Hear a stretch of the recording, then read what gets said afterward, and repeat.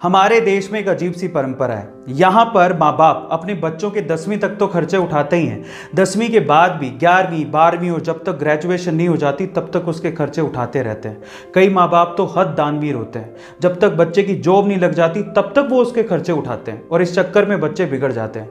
यहाँ पर बाहर के जैसा नहीं होता। ज़्यादातर डेवलप्ड कंट्रीज और अच्छी कंट्रीज में बच्चे अपना पार्ट टाइम जॉब करके और मेहनत करके 10वीं के बाद से अपने खर्चे खुद उठाते हैं, लेकिन इंडिया में ऐसा कुछ नहीं है। यहाँ के बच्चे माँ बाप के पैसों पर तो अपना हक समझते हैं। वो ये कहते हैं कि हमें पैदा किसने किया, इन्होंने, तो हमारे खर्चे भी यही उठाएंगे, ये तो इनकी जिम्मेदारी है। हद तो तब हो जाती कि जिस चीज के लिए आपके खर्चे उठाए जा रहे हैं कम से कम वो काम तो करो, अपने सपनों को पूरा तो करो, अपने पांव पर खड़े होने के लिए मेहनत तो करो। लेकिन नहीं, ये भी वो लोग नहीं करते। ज्यादातर यूथ का कोई एम, कोई लक्ष्य नहीं है और ऐसे बच्चे फाइनली ठोकर खा के ही समझते हैं। ऐसे ही एक लड़के को उसके फादर ने इंजीनियरिंग कॉलेज में एडमिशन दिलवाया। खुद तो इतनी फीस अफोर्ड नहीं कर सकते थे, इसीलिए बेटे के सपनों और जिद को देखते हुए उन्होंने लोन लिया और उसे बाहर भेज दिया। कुछ दिनों तक तो ठीक था, लेकिन कुछ दिनों बाद बेटा ये भूल गया कि वो लड़कर और लोन लेके बाहर पढ़ने आया है। इसके बाद लड़के को हवा लग गई और पढ़ाई और लक्ष्य से उसका पूरी तरह से ध्यान हट गया। फालतू घूमने और लड़कियों के पीछे भागने में ज़्यादा ध्यान रहता था। बड़े शहर की हवा लगने की वजह से वो बिगड़ने लगा था।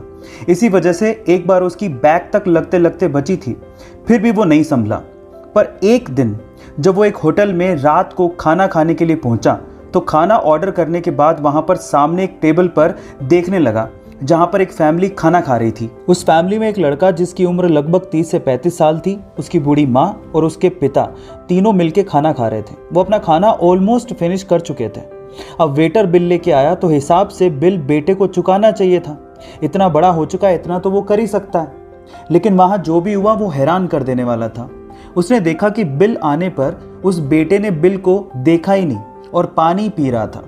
पिताजी भी अपना खाना फिनिश कर रहे थे और उन्होंने भी बिल को इग्नोर कर दिया और तब उस लड़के की बूढ़ी माँ उठकर काउंटर पर गई और बिल दिया। अब जो लड़का उस फैमिली को देख रहा था उसे मानो इसमें अपना फ्यूचर नजर आने लगा। उसने ये सोचा कि अगर मैं भी ऐसा ही करता गया और पढ़ाई पे ध्यान नहीं दिया तो एक दिन मेरी भी हालत ऐसी हो जाएगी कि मैं अपने माँ बाप को एक अच्छे होटल में खाना तक नहीं खिला पाऊंगा। तब वो लड़का जागा और उसके बाद उसने अपनी सारी खराब आदतें छोड़ दी, अपनी पढ़ाई पर फोकस किया। इंजीनियरिंग के फाइनल ईयर में आते आते उसने ठान लिया था कि अब वो घर से एक भी पैसा नहीं मांगेगा। अपना रास्ता उसने खुद चुना, मेहनत करता गया और यूट्यूब की दुनिया में कदम रखा। और आज उस लड़के का यूट्यूब शॉर्ट्स का दुनिया का सबसे बड़ा चैनल है और 10 मिलियन से ज्यादा सब्सक्राइबर्स हैं। और आज ऊपर वाले की दुआ से कामयाब होकर वो लड़का आपके सामने खड़ा होकर अपनी कहानी सुना रहा है। जी हाँ गाइस, वो मेरी ही कहानी है, लेकिन मैं ये कभी नहीं चाहूंगा कि जो गलती मैंने की वो आप करें। इसलिए एक चीज हमेशा याद रखिएगा, अपने माँ बाप की परवरिश और उनके पैसों को कभी भी ग्रांटेड मत लीजिएगा।